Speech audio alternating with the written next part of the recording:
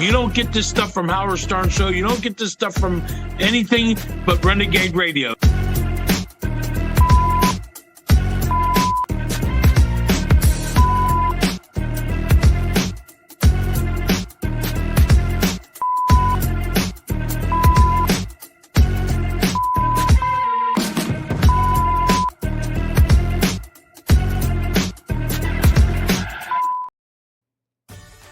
Are you still putting off that project around the house that's been bugging you forever? Do you think you can wait until spring and call a contractor and have the work done ASAP? Well, good luck with that. Executive Properties has openings right now to get that project done. In fact, you can check out their Google reviews. Diane says Executive Properties did a roof project and remodeled a bathroom in our house. We were happy with their quality of work, and the projects were completed in a timely manner. We will use Executive Properties for our next home project. Get that project done sooner than later. Call Executive Properties, 701-330-1273.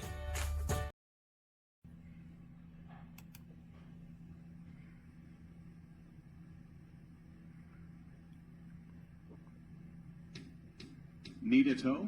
Then call John Lutz Towing Service. 3 radio dispatch trucks, including a unique flatbed to pick up low-profile vehicles. And a road service truck for flat tires, dead battery, out of gas, will be there in a flash if you're stranded. John Lutz specializes in custom towing, low-profile cars, and long-distance towing. Fully insured, low rates, damage-free towing. Call John Lutz Towing Service. We don't want an arm and a leg, just your toe. It's the Red River Valley Motorcyclist Spirit of America Bike and Car Show, Saturday and Sunday, May 3rd and 4th at the Alara Center in Grand Forks, and they're looking for sponsors and vendors. This is a great opportunity to get your business noticed by thousands of people for this 2 long days of this awesome event. If you'd like to get your business noticed, or if you'd like a booth, contact Sarah, 763-568-1946, or Dennis at 701-741-5205. There'll be a raffle with over $90,000 worth of prizes, including a Polaris 1000 North Star Ultimate Crew Cab Ranger, a Harley-Davidson Street Glide, and Polaris Sportsman 570, with the net proceeds benefiting the Veterans Honor Flight of North Dakota, Minnesota. And veterans are absolutely free. Find out more by going to rrvmnd.org. Red River Valley Motorcyclist Spirit of America Bike and Car Show, Saturday and Sunday, May 3rd and 4th at the Alara Center in Grand Forks. Rolling into Thief River Falls. Yeah. Excitement buzzing, can't deny. Midway lights up the night sky. Oh, at the Pennington Fair. Yeah, we've got thrills to share.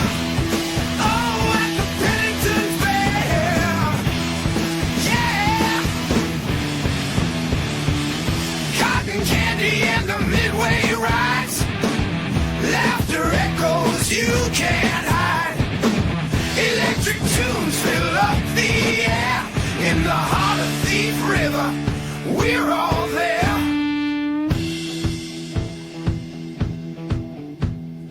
Feel the adrenaline, Ferris wheels high. Touch the stars in that Minnesota sky.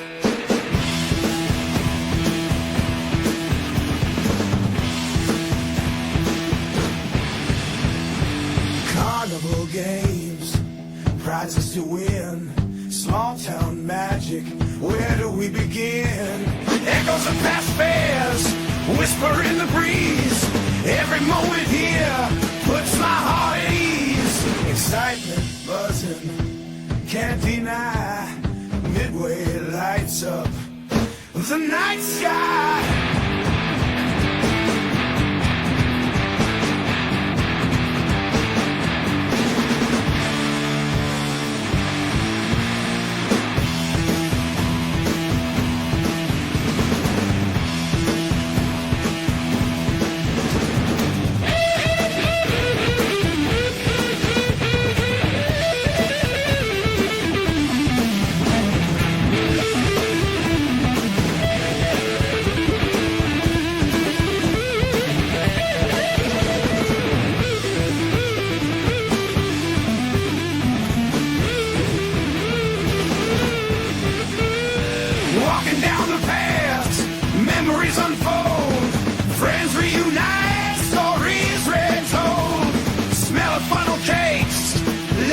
so bright.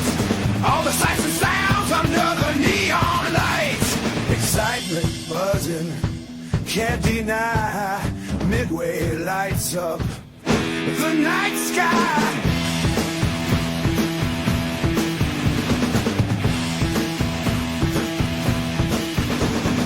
Feel the engines roar, tractor pull tonight. Crowds gather round, colors shining bright. Kids chase the dreams, candy apples in hand. Live music rocking with the heart of the land. Oh, oh, at the Pennington Fair. Yeah, yeah, we got thrills to share.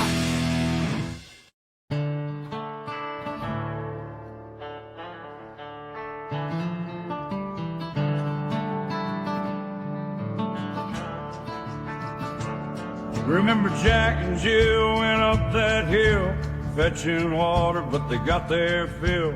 Humpty Dumpty had a great fall, but it's the bar and not that wall. Little Bo Peep lost them sheep, bars and drinks, can't get no sleep.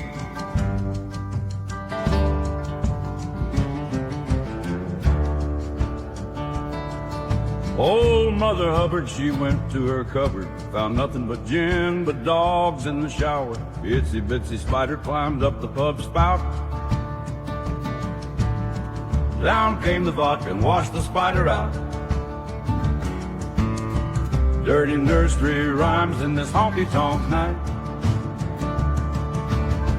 Limericks and laughter till the morning light.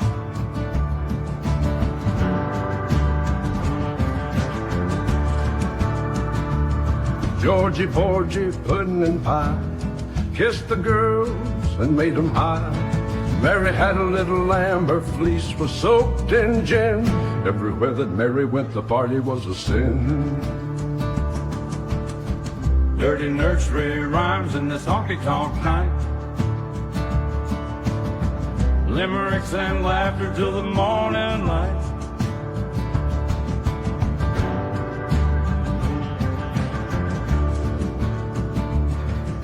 Twinkle, twinkle in the bar's dim light, how I wonder where you'll land tonight. Simple Simon met a pie man with whiskey in his eye.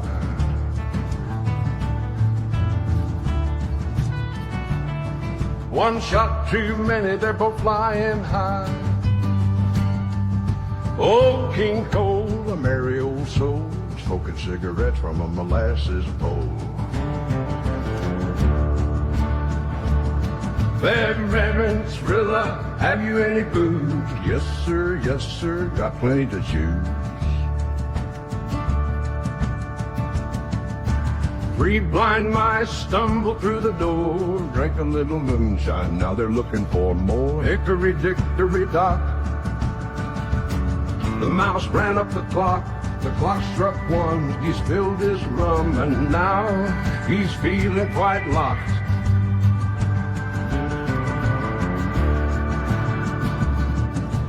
Hey diddle diddle, the cat's on the fiddle, the cow jumped over the moonshine sill. The little dog laughed to see such sport, but the dish ran away to the honky-tonk court. Jack be nimble, Jack be quick, jumped over the bar for another drink mix.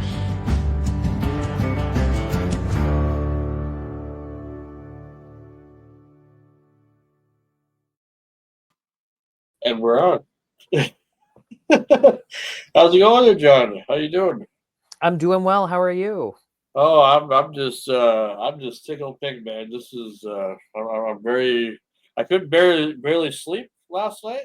You know, being excited to interview you because when Jacob told me that we were going to do this and it was going to be for real, I didn't even know what to even say. I almost cried, man. It's a kind of a big deal to me, I think. You know, well, you're a big deal. Yeah?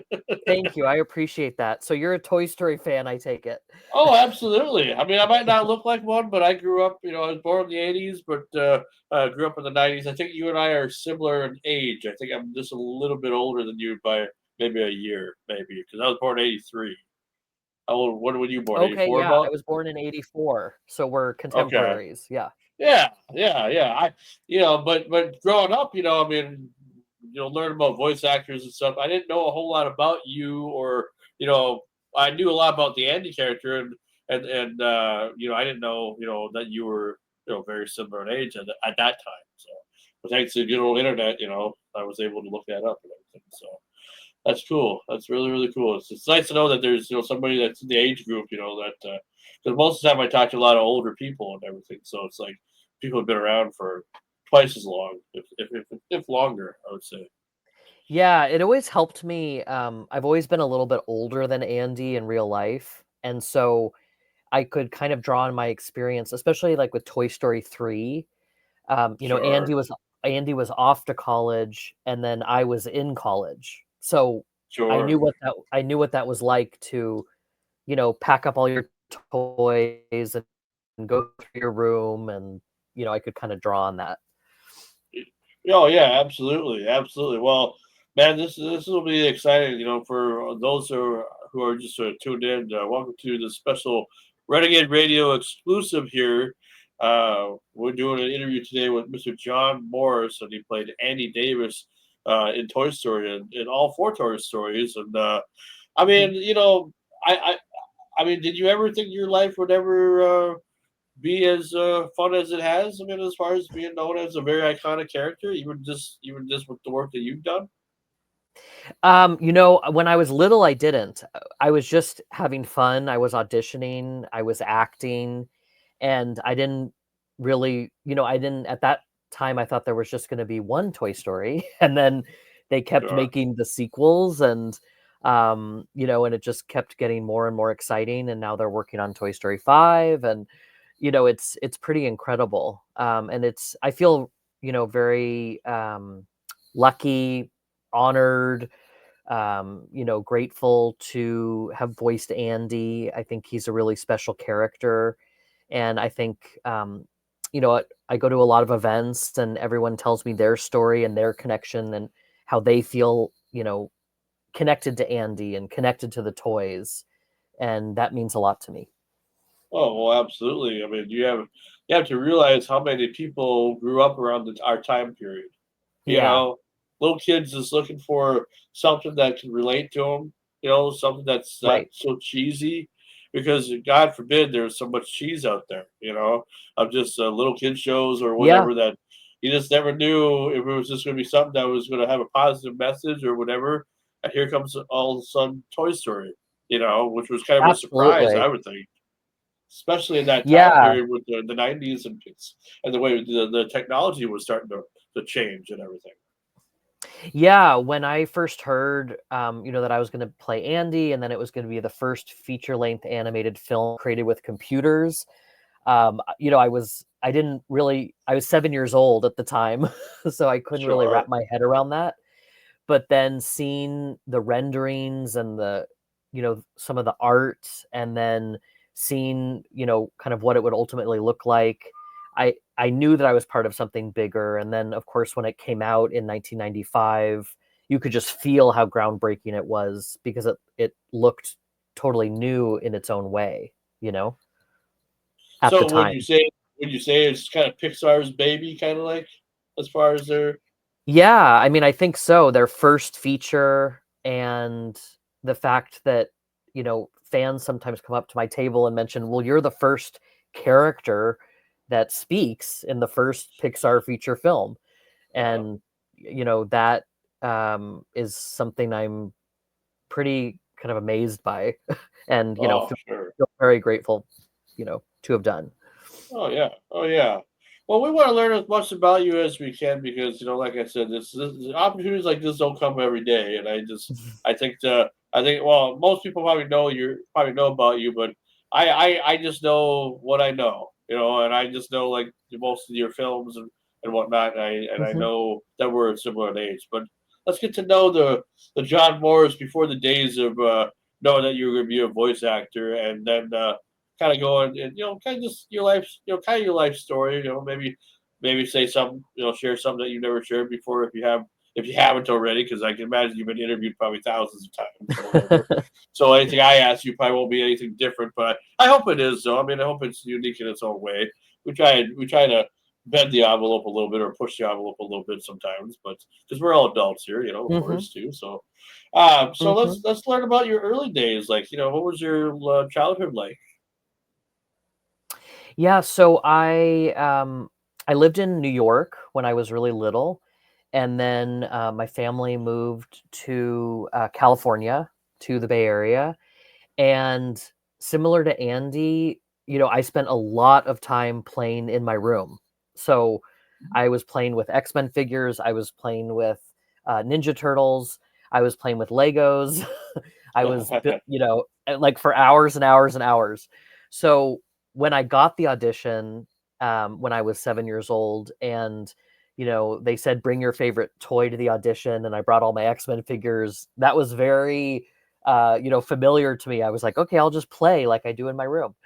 Um, and so in a way, I'd been, kind of preparing for that audition without even knowing it, and just having fun and being a kid.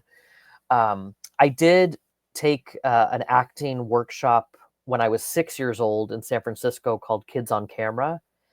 And in that, we did like on camera, voiceover, like modeling. And so we kind of got a sense of what, the entertainment world is about in a really, kind of small sense.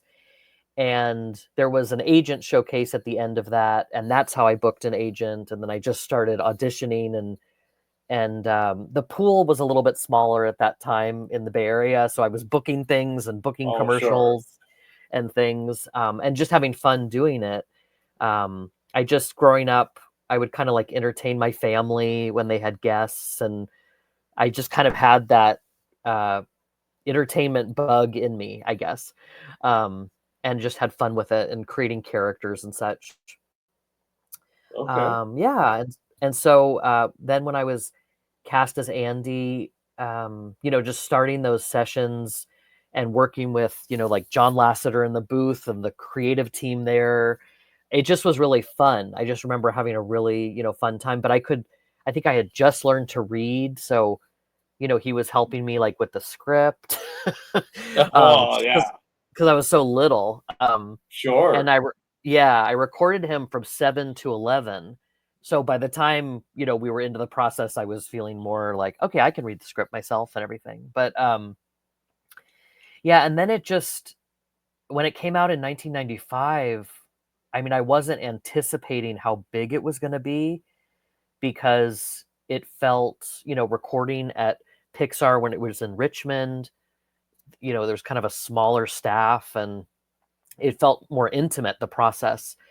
And then when I started seeing like Buzz and Woody on buses and billboards, and it's like, oh wow, this is going to be a big movie, and I'm in that movie. And yeah, it was very surreal.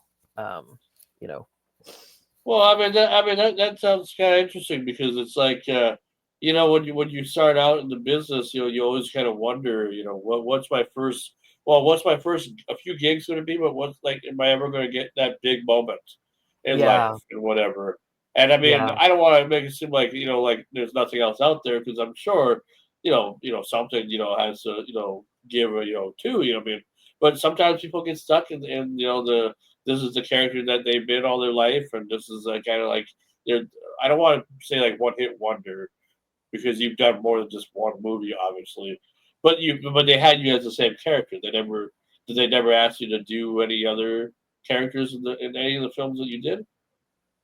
so with Pixar specifically, I feel like there's a trend with the human characters to have that continuity. And then I know, like John Ratzenberger and others have kind of branched out and voiced a lot of different kind of Yeah. non-human characters. But yeah, they really wanted the continuity with Andy. They always told me that. And yes, I've also, you mentioned like other films and characters. So I also, voiced Santa Boy in The Nightmare Before Christmas, and then Pepperoni in Lego Island, the CD-ROM game. And Okay. the funny thing is, when I started attending like Comic Cons and appearances and things, people sort of know me first for Andy, or that's kind of, I've voiced him in 1 through 4, but then there are some serious Nightmare Before Christmas fans out there, and it really does have kind of this cult following in a way. And sometimes people come up to my table and they're like, "Oh, that's cool, you were Andy, and like, great job, but I'm actually here for Nightmare Before Christmas." I'm like, "Okay, that's great," and so because they like, the kind of they love Tim Burton, they like the spookiness, they like the claymation, Oh yeah, and I that actually was just, yeah, I actually just that was worked. a very good film. By the way, the Night Before, because I have it on 4K, and it's beautiful. Thank you. Agreed. Yeah, I just watched it again on Halloween. I watched that and Hocus Pocus. um and it's such a creative film. It's so visually stunning. The songs are great, the characters are great, the voiceover is great. Um and yeah, so people will just come up and say, "Actually, I just want to talk about that." And I recorded that just one day in San Francisco, and Santa Boy, my character, just says, "Santa, Santa," and then I voiced, like all the other kids too, like additional voices, kids screaming, kids running upstairs, and it was cool. I remember, of course, the director was there, Henry Selick and Tim Burton, and then they had, we saw like some of the models and things, and it was so cool to see that kind of behind the scenes. And the models were much smaller than I thought they were going to be, Was and this like the film that he did after Batman then, or was it like between Batman and Batman Returns? I suppose because it's what 1992, 93. Nightmare yeah, Before so Christmas. Nightmare Before Christmas came out in 1993. Okay, Yeah, sure. and then Toy Story was 95, so it was all kind of around the same time that I Ah, was working on those. Yeah, and again, just having fun and just being really in the moment recording them and not realizing like, oh, these are going to be big movies and I'm going to go to the premieres and I'm things like that. Just like having fun with the characters. And also with Nightmare Before Christmas there were other kids there recording, but with Andy it was always me in the booth with the directors and then usually the producers and sometimes the writer. And so the other cast wasn't there, and so you kind of are recording, and the directors are reading the lines and they're situating you and showing you storyboards and such, but you really do have to use your imagination to kind of fill in the gaps. sure. And but then it's always fun to go to the premiere and talk with everyone and take a group photo and that sort of thing. That's kind of the ultimate reward when you know that you got a good product. I've never been to any premieres of anything before because I don't live around those areas or where I live in Minnesota. And we have Minneapolis, but people think that that's the only city that's in Minnesota sometimes. But anyway, but I see what's on the internet, and I see what's on TV, and I see all these people get dressed up and everything. It has to make you just feel good that because I think Toy Story's had like a premiere for every film that they've done, haven't they not? I mean, like the first Yeah, 50 years. absolutely. They've done a big premiere usually at El Capitan in Hollywood, and they kind of like take over the whole theater and they make it all Toy Story themed. And I remember for the Toy Story premiere, there was like a pizza planet in the basement that they created, which was awesome. And yeah, and I mean, you do have a feeling of excitement and accomplishment, and then also it's like, let the world see this. Like, we worked on this for so many years, like it's time to kind of like release this into the world, which is an exciting feeling. And then finally you can talk about it, because while you're working on it you can't really talk Yeah, about it. that's right. The secrecy. One of the things about movie magic that people talk about that we can't tell you. We can give you a little hint, but we can't say much. Yeah, And yeah, sometimes exactly. if you watch some episodes of Late Night with Conan, I think what was it? Was it Tom Holland was almost giving away the whole Spider-Man movie at one time or something like that, or by accident, was it on purpose or something? Yeah, I know you. It's tricky too, and it's tricky because when I meet with fans, I want to share as much as I can, but it's also kind of like, well, sometimes you can't yet. Well, I mean, but when Yeah, you're a kid, I mean, you want to share everything with everybody, you know. So I even as a know. child, they'll tell you. I'm sure even as a child, they'll tell you that you can't say nothing. You got to promise that you won't say nothing. and you know how hard it is for kids to not say stuff, you know. So Yeah, no, how hard was absolutely. it for? So how much harder was it for you as a child to not say anything compared to being an adult later on, or Good teenager or point. whatever? Yeah, good point. Much harder as a kid because, people are like, "You had that audition. How did that go? Like, did you get cast in it?" And you're kind of like, and I do remember my mom specifically saying, like, "You can't talk about this yet. Like, you signed something that you're not going to talk about it, but I'll tell you That's when right. you can talk about it." And usually it was when the movie came out. It's finally like, okay, I can talk about it.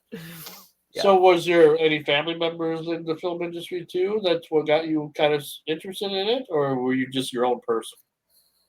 So, my family is actually everyone is very creative. So, there are artists in my family and musicians, and my grandfather, my mom's dad, was an actor on the stage and did mostly like local theater in the Bay Area and wherever he lived. And so, I think some of that was passed down to me, and also I just always did all the school plays and the school musicals, and that was always encouraged by my family and teachers, and I think that was really important. That they were like, "Yeah, keep going. If you love it, keep going." And then I just did, and I'm still a voice actor. I'm living in San Francisco. I'm teaching voiceover now, which is exciting. I'm teaching where I went, to middle school and high school, and also privately on Zoom with kids, teens, adults. And so it's really nice to kind of instruct and help the next generation of voice actors come up and share with them my experiences. And yeah. Oh, that has to make you feel good inside that you're the one that people want to learn from. You know, I mean that's Yeah, pretty awesome. it does. Yeah, it makes me feel really good. And also I'm kind of becoming a mentor, and which I really like. And it's exciting to see, especially like when I see a student who's understandably kind of shy at the beginning of the process, and then they just like open up more and more, and they're learning like, oh, these are the kinds of characters I want to create, these are the kinds of voices I can do, and they just get really into it, and it's exciting to see that confidence, and Oh to kind of yes. see that process. Yeah. And I envy you so much because I feel like in my line of work like this is just something that I do on the side. I don't actually make any money doing this. I'm actually working at a casino and everything, and as a security guard, believe it or not. And I love broadcasting, and I love the fact that people love to watch stuff like this and whatever. And been doing that for over 20 years, or at least since 2002. But I always loved entertainment. I always thought, I never tried theater, like big time theater, because I was kind of afraid. Like I don't know, like maybe when you do this, you're not maybe you don't get too many bugs anymore. But like I'm not good at remembering a lot of lines. If I was going to be an actor, maybe doing that would be fine. But like doing the theater when you got to remember everything and everything and everything, and oh, I don't. That was scary to me. That was very scary to me. So I never really gave it that much effort. But we did like Christmas Carol and stuff like that with like my school and stuff or whatever. Hmm. For choir or whatever. But like, yeah, I just kind of just always did my own thing. I was kind of the black sheep of the family, and now many years later, now we're doing stuff like this with you, and I'm just tickled pink. Like I said, this is a good day, we'll say. On Oh, this fine thank you. February. So yeah, Nice. absolutely, absolutely. Yeah, it's interesting you say that. Yeah, definitely. Like theater is different than film, is different than TV, is different than voiceover, and I think with theater, my goal is always to get off book and get memorized on my lines as soon as possible, so that you have time that they feel really comfortable. But you're absolutely right. Like you're about to go on stage, you're nervous, and then you're in front of the audience, and it's live, and there you go. With voiceover, I think what a lot of actors like is you do have the script in front of you, and so while you may have memorized it or you may be familiar with it, you still have it in front of you. And so you can have that kind of you know, feel comfortable that it's right there, and then eventually like get off the page and you know, go into your character. But I think yeah, for people who are concerned about memorizing lines, voiceover is a good field for them. Well, like I was saying about the theater thing, it's like I just don't know how even the professionals how they're able to just remember everything. And I know you know Yeah, sometimes they screw up and whatever. I've heard people do that and whatever, but it's like not too often. I mean, most of the time everything just works to a T, and I just don't understand how. You know, it just doesn't make any yeah. sense. You know, I think it's just like trying to memorize practice. a it's like Yeah, trying to memorize a big old book or something. You know, it's like oh boy. yeah. I think just practice. I mean, kind of thing I used to do that would help me. I'm not doing too much theater anymore, but I would record all of my lines, uh, and then I would actually listen back to them, and kind of if there was someone there to help me run lines, that'd be great. But if there wasn't, I would record all my lines and then just listen back to them until they were really, really familiar. And that was kind of the way I did it. It's just like getting the lines into you in any way you can. Sure, sure. Yeah, Well, you know, like after like your first experience, or maybe even after the second experience, you know, like say like you know 2010 or 2009 or 2008 or whatever you guys were working on part three here. That was a long gap, you know, for Andy from the time that he was a little kid to being a teenager to now being you know pretty much a teen or almost adult. How was the evolvement of getting into the character of Andy, knowing the fact that he can't sound like a little kid anymore. He has to sound like he's getting grown up as you're getting to these older or newer films or whatever. yeah. Great question. Yeah, it did take a little bit of time at the start of Toy Story 3 just to find Andy's voice again, and the fact that he was a teenager and yet he's still Andy. So he's you know, he still is like a good person. He's, you know, cares about his family, cares about his toys. He's not Sid, he's Andy. That's right. That's right. Yeah. That's right. Yeah. Yeah, And so he that's didn't it go at in the all. Sid he didn't go in the Sid direction, thankfully. Um but I remember, you know, talking with the director, specifically Lee Unkrich. It's like, okay, you know, like Molly comes in Andy's room, so he's like, get out of my room, but he's not mean to her. He's just a teenager and he has his room, and you know, and he wants Uh his younger huh. sister to get out of his room.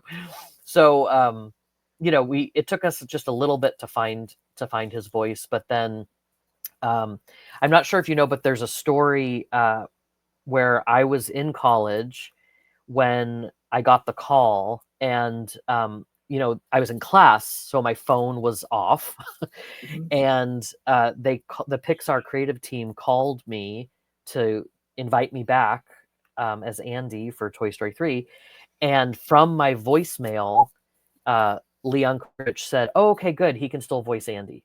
So that was kind of my audition, or you know, that was, again, they love the continuity, but he needed to know that I could still voice him, and so Ah, yeah, so yes. it always, it's important for voice actors to have a good voicemail, everyone to have a good voicemail, but that really sounds like you.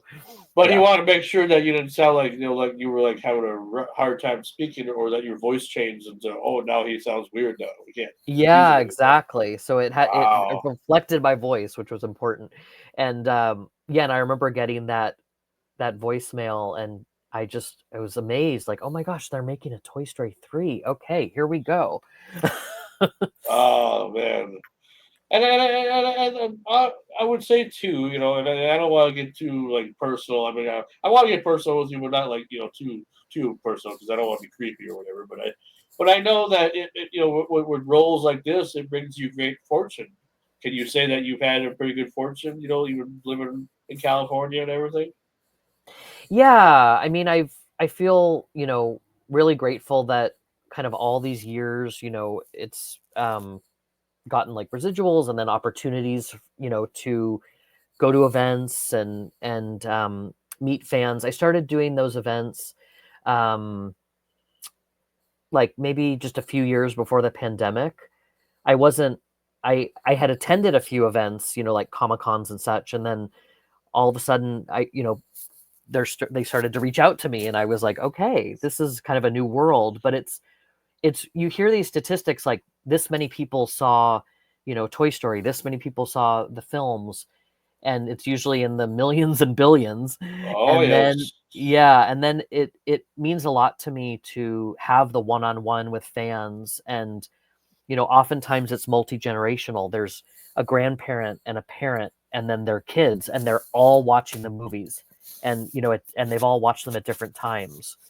And the parents are, you know, sometimes now my age, and they have their kids, and they're kind of introducing their kids to the films. And yeah, so it just means a lot to see that and to hear their stories. Sometimes, you know, they say like, oh, we watch it like almost every day. It's like, wow. You know, it's really like a part of their lives. And I know my yeah. nephew when he was growing, or one of my nephews when they were growing up, they were addicted to Toy Story. I mean, they were just like, I mean, I think they still are, but they don't watch it as much. Like they'll watch it once in a while as a reminder, because then eventually we went from Toy Story to Back to the Future and Beetlejuice and all that other stuff.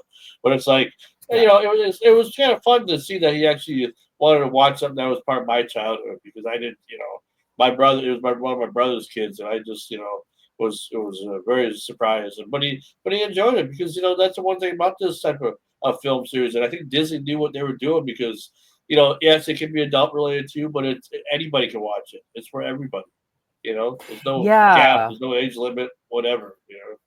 absolutely. Yeah, I think at first, you know, it almost seemed like, oh, this is like for kids and, you know, their parents to watch. But you're absolutely right. There's a lot of the scripts are very clever, and they have a lot of interesting references and jokes, and that, you know, I remember watching Toy Story with my grandpa, and you know, he knew Don Rickles, and so Oh, nice. he was like, "Oh my gosh, it's Don Rickles," you know, and so there's that, um, you know, connection there, even though we're Oh, from very nice. different generations. And Well, I will tell you, you know, since you bring up a legendary name, now I don't know Don Rickles personally, but there was a somebody who I knew who actually lived close to my. See, I live in northern Minnesota, so you know I don't live that far from like the Canadian border and all that stuff. But like for me, there's a guy who lived real close to my hometown, who's not around no more, who just passed away a few years ago, or maybe 2 3 years ago or so or whatever. He played the bear in Toy Story 3. You remember oh, Ned Beatty? nice. Yeah, Yeah, yeah, absolutely. he lived like literally from where I am right now. He probably lives, or he was from a little town called Carlston, Minnesota. Oh, Because wow. the last wife that he had, Sandra Johnson or whatever, was from Carlston. So he moved there from like 1999 till he died. He still had other places where he lived and stuff, because I think he was from Kentucky, Louisville, Kentucky. But like he, you know, everybody knows, you know, legendary actor or whatever. He's been in everything. But like, yeah, he lived in Carlson. He was like an hour away from where I am right now. So, Oh my gosh, small world. Yeah. did you That's ever the get thing. to? Did you get to work with him a little bit while doing the voice acting, or did you never see him at all? So, yeah, we all recorded individually, but I do remember. I think I talked with him briefly at the Toy Story 3 premiere, and then whenever we would take the cast group photo, that's Sure. where like everyone was together.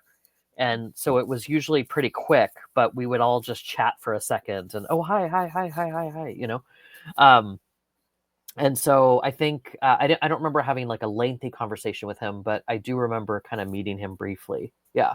I was surprised that they would have put him in that movie, because I never thought, you know, Ned Beatty of all people, you know, especially after I got to know him and everything. I didn't know him that well, but I interviewed him back in 2006 when I first started. I was very green at doing this type of stuff, and I used to get Yeah. starstruck all the time whenever, you know, almost every time I interviewed somebody. And I didn't know what I was doing, but I was just having a good time. You know, many years later, I still have a good time or whatever. And now I kind of have an idea what I'm doing, because I have my own podcast show and all that now. Yeah. But like back in the day, you know, he was one of the inspirations to why I wanted to do this, you know, and now I thought maybe I can make a career out of it or something, you know. But that was before, you know, now everybody does it, and so the idea has been taken and stolen already. And you know, how do you make it your own? And you know, you have to go through all those barriers and stuff. But he was a fun person to talk to. He always came to a little town called Thief River, which is just 20 minutes away from where I live. That was like the big city where everybody came to shop and everything, got the groceries. He likes small towns, Yeah. So I mean, like with you, I mean, did anybody? I guess to say about about you as a person, did anybody like Tom Hanks or Tim Allen or anybody know about you after they learned about who was playing all the characters and everything, or did they still never get to see you much because you're doing your individual stuff? So I did get to meet them at the premieres, and it felt very much like they were kind of putting a face to a voice, or a face to a name. So they both kind of said, "Oh my gosh, you're Andy! Like, great job, and it's so nice to meet you." And and then it was kind of, it's always funny at the premiere because it's like Andy meeting Woody, Andy meeting Buzz, like Andy Yes. meeting Bonnie, in real life. And I had a sweet moment at the Toy Story 3 premiere where I met Emily Hahn, who voiced Bonnie, and it's like, "Oh, hi, you're Bonnie," and everyone's like, "Oh my gosh, it sounds like Andy meeting Bonnie," Yeah, so those are always really fun, not just because you see the film and it's released into the world, but also just seeing the cast. And at the Toy That's Story nice. 3 premiere, Joan Cusack and her family, they were right behind us, and so my mom got to talk with Joan Cusack quite a bit because it's like you're going down the press line and taking photos and things, and Sure. they kind of hit it off. And my mom is still, like, Joan Cusack was so lovely, and so it was nice that they got that time. And Well, there's always a I lot. mean, Yeah, that's the thing about it. Like you just don't know what to, you never know about how these actors, especially the big actors, are. You think that they're going to be all scary, and some might be, some aren't. Just I mean, it's crazy to know that. And then here you come along, and did anybody ever wonder how Andy was going to be in person at all? Like how John was going to be meeting all these big time names, and John wasn't so cocky and whatever and everything. He was a nice, friendly man and everything to meet. oh, thank you. Yeah, it's well, people have always said, like, "Oh, you're kind of like Andy," which is feels like a compliment. And then but then also they, and what's funny too actually is Eric Von Detten, who voiced Sid, is really nice as well. Oh, I but imagine. I but yeah, imagine. so I mean, he did a really good job acting because Sid is terrifying to this day. I watched Toy Story and Sid is terrifying. But so he's I think he had more of a leap in a way, but he's a really nice guy. And so yeah, I mean, I always felt kind of connected to Andy, but also, different. I always felt kind of like I was stepping into his shoes when I was recording him, and really like that. Yet I knew that connection with toys. I knew what that was, and I knew that they were kind of like, especially growing up for him, they were kind of like his best friends, and so I kind of Oh, knew absolutely. what that feeling was. Yeah. So I'm sure you get this question asked a lot, and I hope you don't, but I'm probably a fool to think that you didn't because I'm sure you do. So what is because I see in the corner of my eye, a little toy. I'm pretty sure that's a Toy Story ball that you have right up on your bookshelf, Yes. right there. Yep, I have been looking at it pretty much ever since I noticed it or whatnot. Uh, what is in Andy's or John's toy room there, or room where, or what's you collect things obviously? So what's your choice of interest? What do you like? Yes. So this kind of whole corner over here is dedicated to Toy Story and The Nightmare Before Christmas and X-Men. So I have like a whole corner going on here with the original movie poster for Toy Story. Okay. And yeah, it's just fun to kind of have my collection in one place. And I have all like a bunch of Funkos and yeah. But I You must actually, you must I was live gonna by yourself. Do you live by yourself then, or you have somebody that lives with you, or this is your crib pretty much your place? Oh, I live with my family, but this is my room. So I have, yeah, Oh, I have so literally I like Andy, like just almost like yeah, similar. yeah. I mean, down the road, I'd love to have I'd love to have like a dedicated Toy Story room, but not quite Okay. there yet. But I have, yeah. Wow. And then your parents just don't have no problem with you living with them. It's just been a pretty good. Yeah, I mean, I suppose California's so expensive, so it's like this is probably the easier way to get by. I'm sure. I mean, I've had to do it myself, and trust me. Yeah. Well, in my situation, I didn't like it, but I'm sure with you, it's probably different. Yeah, yeah, it's we're really close, and so it kind of makes sense. Oh, sure, sure. Well, like I said, though, then it gives you more of a an advantage because then it's like you know, you get to go make a career out of things or whatever and see what's out there, and you don't have to worry about oh, I can't afford my house or I can't do this, I can't do that, everything's so expensive, blah blah blah. And I'm sure it's still obviously still it's pretty expensive, for certain things that you like to do. But I don't know. I've never been to San Francisco. I know people from the Bay Area. I was a big Greg Kinn fan. I don't know if you ever heard of the Greg Kinn band before, but he was a big Mm-mm. musician in the area. He did the breakup song and Jeopardy. I don't know if you listen to classic rock radio or anything like that, but that's kind of what his songs he's known for. But he passed away Yeah. last year, so yeah. Oh, okay. Yeah, I'm not familiar with him. I do know some classic rock, but yeah. Okay.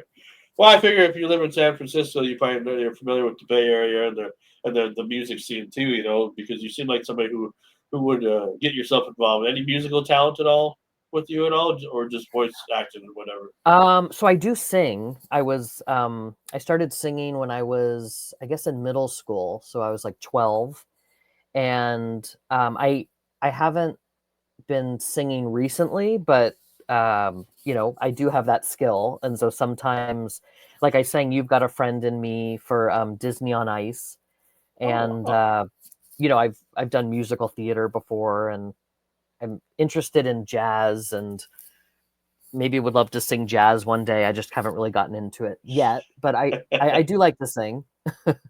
so Disney has actually asked you to do other things too that have to do with the films or whatever. That's kind of cool that you're not just focusing on just what they want you to put together, but now you get to do all the extra stuff and everything too. Yeah, they wanted it. I was excited when I got that call. They wanted Andy to sing "You've Got a Friend in Me," which makes sense for Disney on Ice. And so I recorded that at the Disney Studios in Burbank. And I remember I sang it once, and they were like, "Okay, that sounds good, but it has to be like 10 times louder." And I was like, "Oh, okay," because they have to blast it and fill the arena. Um, and then I went to see Disney on Ice, and so I heard my voice, which was fun, and watched the skaters and the Wow. characters. Yeah, and then I've done like I voiced Andy for like the video games, and so yeah, it's fun to kind of do those spin-off things. And It is. yeah. So what are your friends and what are your friends thinking about all this? Because I'm sure you have some buddies that you probably grew up with that were just like, man, you just I don't know what to say about you. You're just something else, man. Everybody wants you. Yeah, I mean, they just think it's really cool, and sometimes they, want to watch like scenes with me or the movies with me, and very supportive. I'm lucky to have really supportive family and friends, and um, also they, I'm kind of doing more and more events, and so sometimes they come to those and they think it's cool that I'm doing those, and especially because 2025 is the 30th anniversary of Toy Yes. Story. It feels like there are kind of extra events I'm going to this year, kind of with as part of that like 30th anniversary tour, which is nice. Well, the mid '90s were always good to everybody, or the '90s itself was good to people. I always believe in, a lot of different things compared to now, where it's like, we got more technology and everything, and we're literally living in the future. But 30 years ago, it was a different time. But I feel like it was still a good time to grow up because I'll say what I want about my childhood, but it was a pretty good childhood. I got to endure a lot of pop culture that was just beginning that wasn't didn't really have a fan base yet. Then all of a sudden it became all these things. From everything from like Goonies to Back to the Future to Beetlejuice to Toy Story to Jurassic Park to everything, Star Wars. I mean, all these iconic things, are just huge now, and there's more. What I like about it is like, back in the day, you get made fun of, for being like a nerd or a geek or whatever. Now everybody's a nerd and they're proud of it. They don't care. It's like we love this, or we're even grown adults or whatever. They don't care. They're going to tell you that I love your film and I love everything that you've done, and blah blah blah, and you changed my childhood, blah blah blah blah blah, and all those things that people say, and it's really cool to see that now, that people aren't afraid to be like their real selves, to really say that I really actually enjoyed this. I maybe didn't say it years ago, but now I'm going to tell you I actually really enjoyed it. That sort of thing. Yeah, absolutely. And you're so right that like so many things came out in the 90s. I remember with my younger sibling, we used to watch literally on repeat on VHS, The Lion King, Pocahontas, Aladdin, Beauty and the Beast, The Little Mermaid. I mean, sometimes we would watch it and then watch it again right after. It's like rewind, play again. And it's interesting to me, we still have those VHS tapes, and it's amazing how much, technology has changed. But now it feels like there's a nostalgia, and that happens a lot. That happens a lot at the events too, is like folks will come up and just be like, oh my gosh, this takes me back. Like this takes me way back. And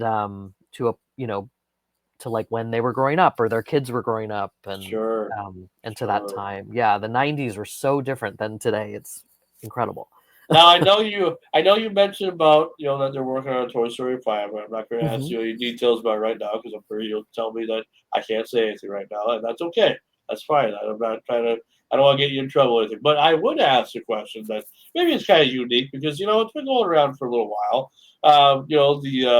Disney has figured, well, our movies are so big where some of these have to be live action form, or filmed, do live action. Now I know maybe the idea of Toy Story as a live action film sounds a little messed up. Like how would they do that? But in your own imagination, how do you think a live action Toy Story? Do you think it could work if the imagination made it happen? That's interesting. My initial feeling is it would be tricky because not so much with the humans, but then with the toys. But they'd be like a CGI version of themselves. Like right, that's true. That's true. You could still have the humans play the human, like you would be a human Andy, obviously. Right. Yeah. And then have the toys be like a CGI, so they can still talk. Kind of like Transformers, kind of like that. Okay. Yeah. As long, that I could see that totally working actually. And, and I mean, honestly, I would trust the Pixar creative team to do it of anyone.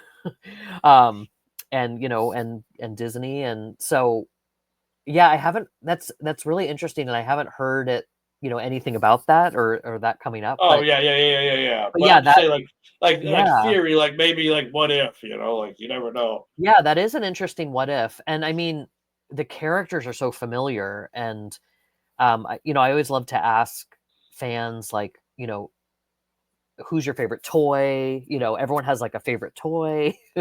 And I think it definitely could work, and it would be interesting. Maybe I just gave Pixar, if they see, well, I don't know if they'll ever see this, but maybe just give them the idea of the century, Yeah, I don't know. I'm sure a lot of people, have their own theories of what that could be. I'm sure I'm not the only person to ever think about that because the live action thing has seemed to work with everything else. I mean, look what they did with Aladdin. Look what they did with Lion King. I mean, and some of the others, Little Mermaid. Yeah, and Beauty and the Beast. And did Beauty and the Beast have like characters and stuff? They were like, that's true. Figures? That's true. Yeah, that's true. So, that's true. Yeah. I mean, I don't know. It's just one of those things that maybe it's just too overplayed. Maybe the problem is that it's like, it could be a good idea, but maybe to really save the legacy of. And then, did I ask you a question? Would you remake the first one, or would you continue the series, and this one would be the live action one? Or whatever. Oh, interesting. Yeah, since there's 4 of them. Yeah, I guess following the trajectory, they probably would start with the first one, I would think. And then I know it's a lot to think about, but it's like you never know, it's interesting. It's interesting. Yeah, I haven't thought about it before. I think it could work. Yeah, especially with the comparison with Beauty and the Beast. Yeah, for sure. Yeah, and the CGI. I know last year the strike in Hollywood though they didn't want AI to take over, but I think a little percent of AI or whatever would be okay. I don't want anybody to get their job taken away, but I mean, like, there's a lot of people who have passed away that could have done roles that you just never. I mean, I could see a lot of people doing certain roles and certain things, and that maybe haven't been done yet, and now we'll probably never get to see that. Like Right. look what they did with. I mean, I don't know if you are a Ghostbuster fan or not, but look what they did with Harold Ramis. If you watch Afterlife at all, they brought him back after 40 years, even though he's been dead for almost 10, at that time. And it's like, I mean, it can work, I mean, it's available, but then everybody gets all mad that, oh, you steal my likeness. No, you still pay the people. If they're not alive, then you pay their families, the money that they would have Yeah. earned for that. I don't, think that would be a bad idea, but I don't know. I mean, would you want to live forever? If you could do other things other than just your voice and with Andy and everything? Like say, oh, one day, like 40 years from now, we're going to try to get John Morris, but he's an old man now. So John Morris, so we're going to try to go back to his youth and get his likeness and have him be like in the next blockbuster or something like that. Yeah, I mean, I know who knows what the future holds. And I mean, at the end of the day, like you said, as long as actors are being paid for their work and it's fair and it's yeah, and everything. It's actually funny you mentioned live action too, because while I'm sort of known for voiceover and that's most of the auditioning I've done, I am looking at kind of like on screen, moving on screen as well. And so sure, auditioning for kind of more on screen projects too, because at the end of the day, acting is acting, whether it's on screen or on camera or voiceover. And I've been trained in acting. I went to UCLA and sure. You just yeah, want to so do as much as possible, and I don't blame you. I mean, you yeah, got exactly. the gift, and you Thank happen you. to be here at the right time and everything. I mean, it's like, why not continue? I hate it Yeah, when good actors disappear, when they just say, "I've had enough," yeah. and we're, Yeah, it is kind of sad because you feel like what could have been, or yeah. yeah, There was an right. actor, and I bring him up a lot now in interviews because I hope that maybe one day he'll see if it gets around enough. There's a guy that was big in the '90s who doesn't have any social media now, who never does interviews, who doesn't, who's kind of you'll see him like if TMZ gets a photo now and then again, but he lives in the California area. I know that for a fact. Jonathan Taylor Thomas. He was a big star Oh when we were yeah, growing up, and yet that like he'll only do certain things and I thought he was going to be a filmmaker or director, but I haven't heard anything right. that he's done. I don't Yeah, he know. voiced young Simba, right? Yes, yeah. So Yeah. he's part of the Disney family as well. Hmm. But you remember how big of a star he was back in the '90s and Yeah, stuff, was he in Home Improvement too? Yep, Yep. absolutely. Yeah. We're He's on. right. He did a lot. He did Man of the House, as well, which was a Disney film with Yeah. Chevy Chase. And yeah, I mean, and I think I'll Be Home for Christmas was one too as well. It was a Yeah. Christmas one. I mean, I've talked with some actors who've kind of stepped away from acting, and I mean, I have heard from some of them that they just say things like, "Oh, I just didn't really want to be in the spotlight anymore. I kind of want to just have like a normal life. I want to just kind of focus on my family. I want to do something else. I'm kind of done with that." So, I mean, I do understand where they're coming from, but I also totally understand your point. It's like what could have been, like think of all the projects they could have done in the Sure. films, and it's up to every actor to make that decision. Yeah, but it's I'm in kind of a unique position because it's my voice currently that's recognized. Yeah. So yeah, Do so you do sometimes you do you think you would have been able to handle the spotlight that he had with being in magazines and being like the chick magnet and everything like that back in the day? Say if you're a little older or even, I mean, whatever. I mean, yeah, I guess Tiger Beat didn't seem to really care how old you were. I mean, if you were a teen idol, you were a teen idol. Do you think you would have been able to handle all that back in the day? I think so because my family and friends I'm lucky with my family and friends, and that they were always like really supportive and helped me keep my feet on the ground, and still do. And but that being said, I don't know what it's like to, go places and then everyone recognizes you everywhere you go. And that's, Uh-huh. I mean, I have talked with some, or I haven't really talked with celebrities about that, but I've seen what that is, Yeah. and it can be a lot, um, and especially, so you have to definitely kind of prepare yourself for that. And I've heard from some celebrities, they're like, well, you kind of get used to it over time. And, so, but imagine you're having, like a conversation with a friend, like at dinner, and then people are coming up, oh my gosh, hi, and it's kind of like, maybe that's hard to have that conversation, but I suppose yeah. in school, when you go to school and everything, after all this stuff was coming out, when you were able to say what you were doing, did that help you become a little bit more popular for a little while, or was that just like, in one ear out the other? I can't imagine it would be. I would think that people would be like, "Oh man, this is great. We're with a celebrity now." Yeah, so as you were mentioning earlier, and as you just mentioned too, like, it was tricky when I couldn't share it, but then when I finally could, people were just really excited. And sometimes, like, when I would go to summer camp, like soccer camp or tennis camp or something, and someone would, usually I wouldn't bring it up, but someone, like if I went with a friend, they would tell someone, and etc. They people would be like, "No, you're joking." It's like, "No, I'm not joking. It's true." But they're like, "No, prove it." It's like, "Okay, here's the dandelions." But yeah, but it's just always been, um, it's always been something I've been really, like I said earlier, proud of, grateful Oh for. yeah, Yeah, so absolutely. it's all good. Yeah, but just sometimes, and sometimes people would be like, "I heard a secret about you," and it's like, well, it's not a secret, but yeah, Like, well, what kind of secret are we talking about here? Is it good or bad? yeah, yeah. But they're like, about Toy Yeah. Story, it's like, okay, okay, yeah. Well, I tell you what, man, this has been a really great, fun opportunity. I really still can't believe I had a chance to talk to Andy or John Morris. I mean, to you. I mean, this is, man, you have no idea how much you made my day. I mean, just Oh, the whole thanks, idea of Frankie. just Yeah. know that we can do this and everything. And so, for anybody that still doesn't know a lot about you after watching this interview, that wants to know more, how can they do so? Yeah, so it's been great talking with you. I really enjoyed our conversation. And yeah, folks can connect with me on Instagram. I'm at John Charles Morris is my handle. And you can send me a message there. Of course, follow me. And then my email is there as well. And folks can reach out to me that way. I'm also on Cameo.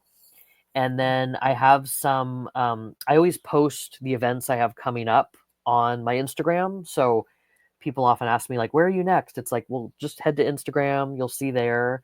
I am excited. I'm going to be heading at the end of next month, March 29th and 30th, to Oxford Card Show. That is Oh, my first UK appearance, which I'm really excited about. And then also, I'll be going to Ireland in wow. July. So July 5th, I'm going to Ireland for the first time for the Dundalk Comic Con. So those are both Jeez. those are both posted on my Instagram, and then all my other upcoming events. And so if folks are in those areas, please come, please stop by. I'd love to keep chatting. And yeah. All right. Well, I appreciate this, man, and thanks to Jacob too, because man, without him, I don't know if this would have been possible. It's nice to have really good people that want to see you be successful, and I'm glad to be part of the team now for a little while. To, Yes, to talk to absolutely. guys like And you. thank you too. Thank you to Jacob for connecting me with and booking me, with the Oxford Card Show and Dundalk Comic Con. And yeah. Jeez, the guy's amazing. He's just a young man too. I can't believe that. It's just weird because normally agents are like old people or whatever. You know. Yeah, he has like fresh energy and he's beyond his years. That's what I would say. That's right. That's right. That's what we need nowadays. People like that. Good people like that, for Yeah, sure. absolutely. Well, I appreciate you, John, and thanks again, man. I really do appreciate you. You have no idea. Thank This you, is great. Frankie. You've got a friend All right, in me. man. Oh, and you too, man. As you. Thank you.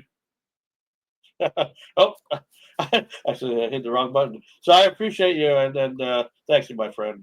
Thank you very much. Thank We'll you. see you Take care. again. Bye. Yeah. All right, everybody. That was John Morris, aka Andy. I hope you guys enjoyed that. Come back a little later this afternoon. I'll be doing my second interview of the day with Michael O'Leary. He was in the Halloween, the later Halloween movies from 2018 on. So come back later on and check out last night's episode of Renegade Radio as well, because you never know we're just what we're gonna do next here on Frankie Sloss's Renegade Radio. See you later, guys.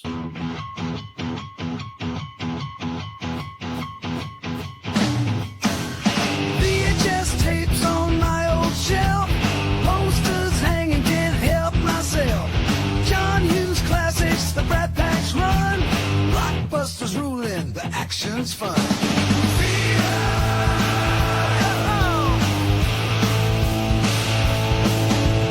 Back to the Future with Michael J. Ghostbusters fighting the ghostly play.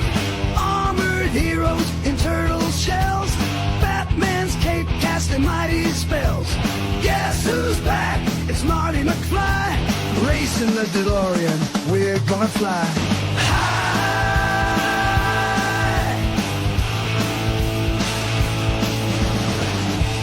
Gremlins causing chaos. Ferris took a day. Dialing up the classics in the old VCR way. VCR way. Get down now. Arnold's on the screen. Terminator's glare. E.T.'s phoning home. Spielberg's flare. Rocky's in the ring. Punching through the pain. Aliens invade. And Ripley's game.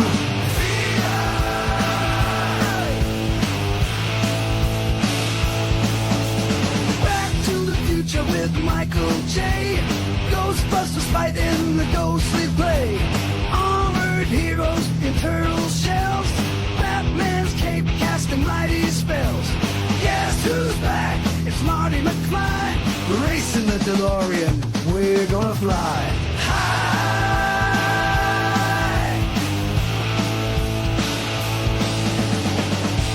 Gremlins causing chaos. Ferris took a day. Dialing up the classics in the old VCR way.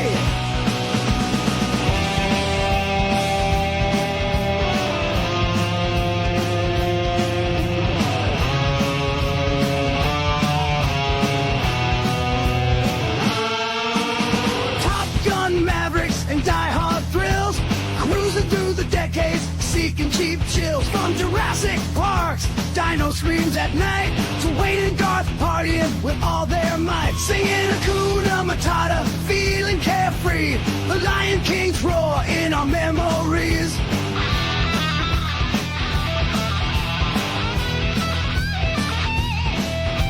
Living in a golden age where legends thrive. Karate Kid kicking makes us feel alive. From Indiana Jones with his whip in hand to Pretty Woman roaming Wonderland. Flashbacks to the silver screen in Hollywood's gleam, imagining the stories, living out the dream.